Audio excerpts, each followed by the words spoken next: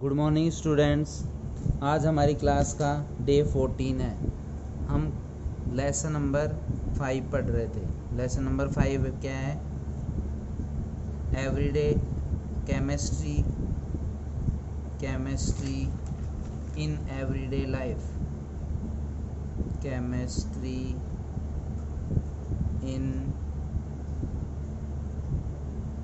Everyday life मतलब दैनिक जीवन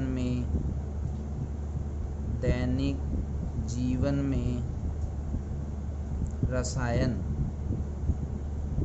ठीक है, कल हम पढ़ चुके थे अम्ल, क्षार और लवण के बारे में। ठीक है, एक छोटा सा टॉपिक है अपने पास, तनु और क्षार, तनु और सांद्र। मतलब हम कैसे पता करें कि कोई अम्ल या जो क्षार है वो तनु है या सांद्र है। ठीक है, देखो पहली चीज इसमें अपन 2 नोट लिखेंगे। उसमें से पहला है यदि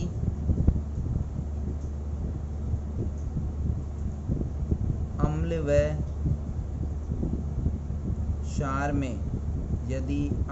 क्षार में जल की मात्रा अधिक हो जाए, जल की मात्रा अधिक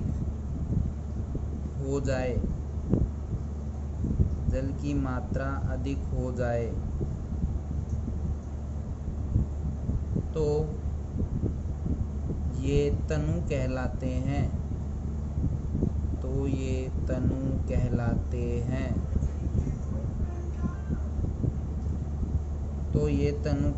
हैं। कहने का मतलब सिंपल सा ये है, मान लो हमारे पास अम्ल है या क्षार है। ठीक है, अपन ने उसमें मिला दिया पानी। ठीक है, और पानी मिलाने के बाद ये देखा कि जो पानी है, जो जल है, उसकी मात्रा यदि ज़्यादा हो तो उसका मतलब वो क्या है? तनु है। इसका मतलब वो क्या है? तनु। दूसरी चीज़ क्या है? यदि अम्ल व क्षार में यदि अम्ल व क्षार में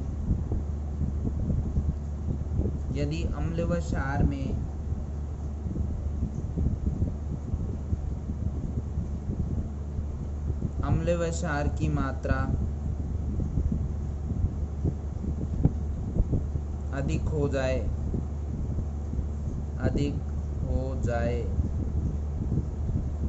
तो सांद्र कहलाता है। कहने का मतलब है कोई अम्ल व क्षार है, उसमें हमने पानी मिला दिया और मिलाने के बाद भी यदि अम्ल व क्षार की मात्रा अधिक हो जाए तो वो क्या कहलाता है? सांद्र कहलाता है। क्या कहलाता है? सांद्र। ठीक है, अगला नेक्स्ट टॉपिक है अपने पास। कल जैसे अपन बात कर रहे थे कि हम अम्ल व क्षार को नॉर्मल पढ़ चुके हैं अब तक। अब अम्ल व क्षार की अलग अलग परिभाषाएं पढ़ेंगे। कहने का मतलब है कि अम्ल व क्षार को अलग अलग वैज्ञानिकों ने अलग अलग क्या नाम दिया, मतलब किस प्रकार परिभाषित किया। उसके अंदर पहला है अपने पास अम्ल व क्षार की आर्यनीय संकल्पना। क्या है? अम्ल व क्षार की आर्यनीय संकल्पना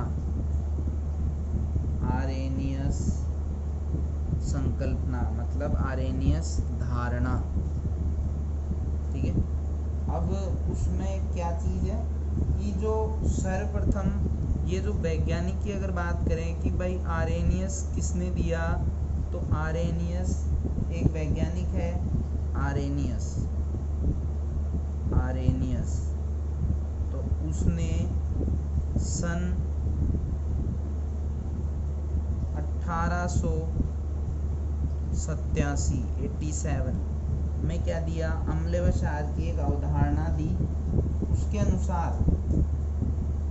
अनुसार अम्ल क्या होते हैं कि वे पदार्थ जो जलीय विलयन में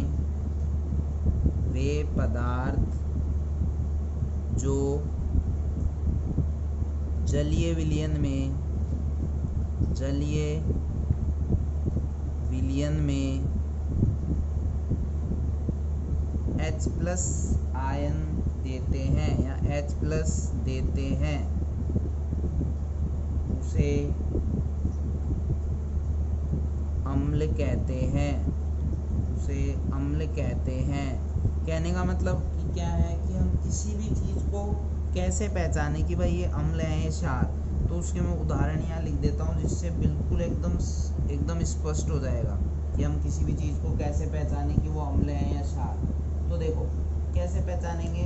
पहली चीज़, जैसे मान लो मैंने लिख दिया HCl, क्या लिख दिया HCl। अगर मैं इसको दो भागों में तोड़ूँ तो कैसे टूटेगा, H प्लस अलग हो जाएगा और Cl माइनस अलग हो जाएगा। तो इसमें तुमको क्या नज़र आ रहा है, H प्लस नज़र आ रहा है, तो इसका मतलब ये क्या है, क्षार। मतलब वे पदार्थ जो जलीय विलयन में H प्लस आयन दे देते हैं, तो इसने H प्लस आयन दे दिया तो ये क्या कहलाएगा, क्षार। इसके अलावा अगर एक और उदाहरण की बात करें तो जैसे HNO3 है, ठीक है, इसको हम तोड़ेंगे तो किस भागों में टूटेगा, H प्लस अलग हो जाएगा प्लस NO3 माइनस का ये अलग हो जाएगा। तो इसमें से क्या नज़र आ रहा है तुमको, H प्लस आयन नज़र आ रहा है, तो ये क्या कहलाएगा, अम्ल कहलाएगा। ठीक है। अब दूसरी चीज़ क्या है, क्षार। दूसरी चीज़ अपने पास क्या है, क्षार।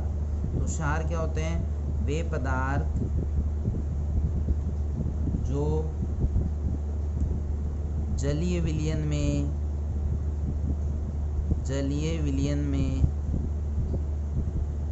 OH माइनस आयन देते हैं, OH माइनस आयन देते हैं। अब जैसे उदाहरण अपन ले ले, जैसे अपने पास है एक NaOH, तो NaOH को अगर दो भागों में तोड़ना चाहें तो कैसे टूटेंगे, Na अलग हो जाएगा प्लस OH माइनस अलग हो जाएगा। तो इसमें क्या दे रहा है, OH माइनस आयन दे रहा है, तो इसका मतलब ये क्या है, क्षार है। इसके अलावा एक और उदाहरण की बात अपन कर ले तो किसकी बात करें, जैसे मान लो मेरे पास एक है KOH, K क्या होता है, पोटेशियम, तो KOH है, अगर इसको दो भागों में तोड़े तो ये कैसे टूटेगा, K अलग हो जाएगा प्लस OH अलग हो जाएगा। तो OH अलग हो गया तो इसका मतलब ये क्या है, क्षार। इसका मतलब ये क्या है, क्षार। ठीक है, आगे समझ में। तो अब आगे देखो, अब ये हो गया अम्ल RNA की संकल्पना हो गई के अनुसार अम्ल व क्षार हो गए। ठीक है। अब अम्ल व जो क्षार है वो कितने प्रकार के होते हैं, जैसे मान लो प्रबल अम्ल क्या होते हैं, दुर्बल अम्ल क्या होते हैं, ये हम पहले ही पढ़ चुके। जैसे मान लो जो आसानी से H प्लस आयन दे देते हैं वो प्रबल अम्ल कहलाते हैं, जो आसानी से H प्लस आयन नहीं देते वो दुर्बल अम्ल कहलाते हैं। जो आसानी से OH माइनस आयन दे देते हैं वो क्या है, प्रबल अम्ल है, प्रबल क्षार है। और आसानी से OH माइनस आयन दे देते हैं उसे क्या बोलते हैं, दुर्बल क्षार कहते हैं। ठीक है। अब देखो, अब RNA संकल्पना की सीमाएं क्या कहती है कि ये सिद्धांत केवल जलीय विलयनों में अम्ल क्षार की पहचान करता है। केवल जो जलीय विलयन होते हैं उसी में पहचान करता है, ऐसे हर कोई पहचान नहीं करता। ठीक है। अब देखो अगला है बॉस्टेड-लॉरी संकल्पना। अगला क्या है, बॉस्टेड-लॉरी संकल्पना। अब देखो बॉस्टेड-लॉरी संकल्पना क्या होती है, देखो हम यहाँ पढ़ते हैं अम्ल क्षार की, यहाँ हम टॉपिक डाल लेते हैं अम्ल क्षार की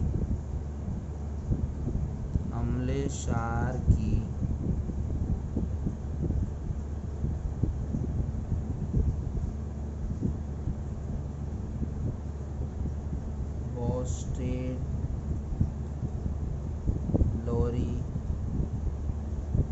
संकल्पना, बॉस्टेड-लॉरी संकल्पना।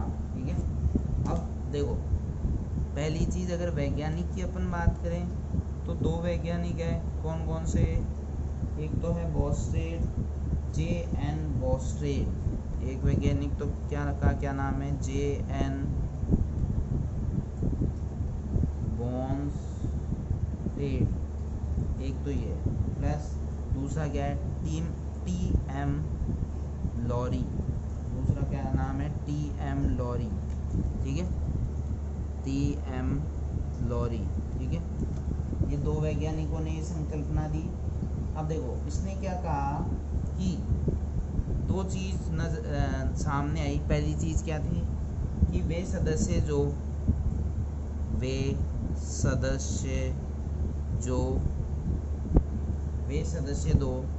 प्रोटॉन ग्रहण करते हैं, उन्हें क्या बोलते हैं अपन? क्षार। उन्हें अपन क्या बोलते हैं? क्षार कहते हैं। मतलब जो प्रोटॉन लेते हैं, प्रोटॉन का मतलब क्या है? प्लस वाला, क्योंकि प्रोटॉन अपन ने क्या पढ़ा था कि क्या होता है? प्रोटॉन धनायन होता है। क्या होता है? धनायन। ठीक है। और दूसरी चीज़ क्या है? वे सदस्य, ये तो ग्रहण करते हैं, वे सदस्य जो प्रोटॉन दाता होते हैं उन्हें अम्ल कहते हैं। ठीक है। अब जैसे मैं एक उदाहरण लिख देता हूँ। जैसे मेरे यहाँ लिखा हुआ है HCl प्लस H2O। अब इससे देखिए अपने पास क्या क्या बना? H3O plus Cl। अब इस चीज़ को थोड़ा ध्यान से देख लीजिए, पूरा सब कुछ समझ में आ जाएगा। देखो यहाँ पे अभिक्रिया से पहले क्या लिखा हुआ है? HCl। ठीक है। अब अभिक्रिया के बाद क्या हो गया? Cl बच गया। केवल क्या बच गया? Cl।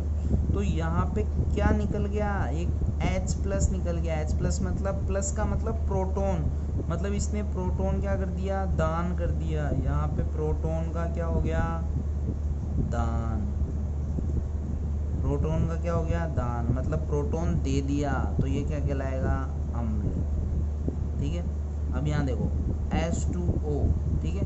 अभिक्रिया के बाद क्या हो गया? H3O, मतलब प्रोटॉन इसने क्या कर लिया? ग्रहण कर लिया। प्रोटॉन क्या कर लिया? ग्रहण। तो अगर प्रोटॉन ग्रहण हो जाता है तो ये क्या कहलाता है? क्षार। ये क्या कहलाता है? क्षार। समझ में आ गया? अब देखिए उसके आगे अपन क्या देखते हैं कि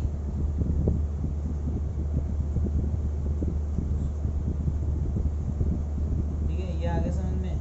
इसके अलावा भी अगर एक दो उदाहरण अपन और देखना चाहें तो अपनी किताब के अंदर 2-4 उदाहरण दे रखे हैं, उनको अपन अगर करेंगे तो वो और समझ में आ जाएगा, और अच्छी तरीके से समझ में आ जाएगा। ठीक है। उसकी अगर सीमाएं की बात करें तो अपन सीमाएं लिख सकते हैं। देखिए सीमाएं किसकी? बॉस्टेड-लोरी संकल्पना की सीमाएं। तो सीमाएं कितनी? केवल एक सीमा है। क्या है? यह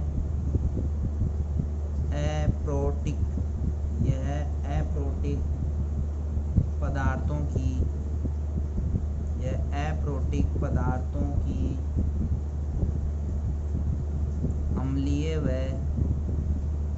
अम्लीय या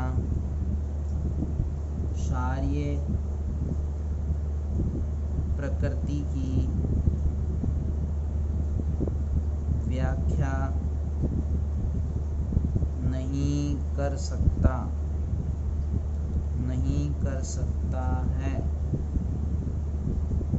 जैसे अपने पास क्या है? BF3 AlCl3 या ZnCl2। ठीक है। अब देखो एक अगला जो टॉपिक है अपने पास क्या है? लुईस अम्ल / क्षार अवधारणा। ठीक है। आज केवल अपन इसकी परिभाषा पढ़ेंगे। ठीक है। देखिए सीमाएं एक बार दोबारा देख लीजिए। यह अप्रोटिक पदार्थों की अम्लीय या क्षारीय प्रकृति की व्याख्या नहीं कर सकता। जैसे ये अब लुईस अम्ल क्षार अवधारणा, केवल परिभाषा पढ़ लेते हैं आज, बाकी कल पढ़ेंगे। देखो उसमें दो चीज़ें हैं। पहली, वे सदस्य जो इलेक्ट्रॉन युग्म देते हैं, दाता मतलब देते हैं, उन्हें लुईस क्षार कहते हैं। उन्हें लुईस क्षार कहते वे सदस्य जो इलेक्ट्रॉन युग्म ग्रहण करते हैं